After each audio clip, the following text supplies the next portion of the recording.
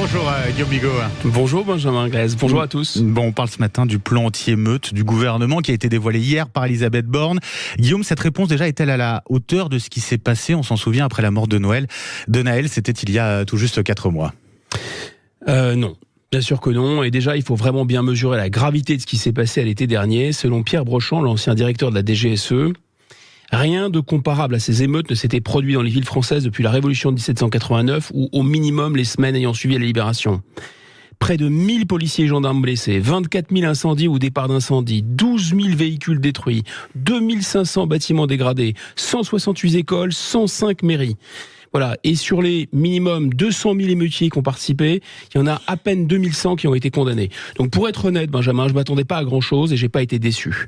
Les mesures d'Elisabeth Borne consistent en effet à, vous êtes bien accrochés, mettre en cause la responsabilité des parents. Sauf que ça existe déjà dans le Code civil depuis 1804. 2, leur faire réparer les dommages. Sauf qu'en général, ils sont insolvables. 3, prévoir des stages pour les parents qui ne tiennent pas leurs enfants. Bon, pourquoi pas les mettre au piquet pour restaurer leur autorité. 4, augmenter le montant des amendes pour non-respect du couvre-feu. Mais ils sont sérieux, faire respecter un couvre-feu à des émeutiers. 5, créer des centres gérés par l'armée ou d'anciens militaires. Mais ça existe depuis 2005.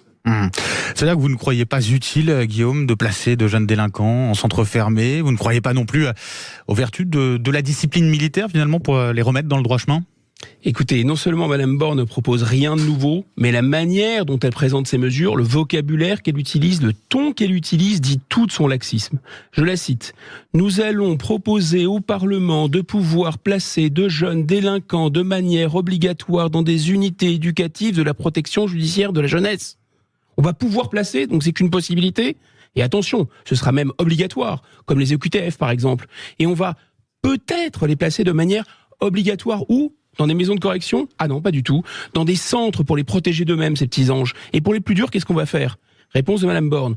Dans certains cas, nous pouvons envisager un encadrement de jeunes délinquants par des militaires qui pourront transmettre des valeurs de discipline et des dépassements de soi. Ici encore, on peut envisager, c'est qu'une hypothèse, et envisager quoi ? Des stages Koh-Lanta ou du team building encadrés par l'armée ?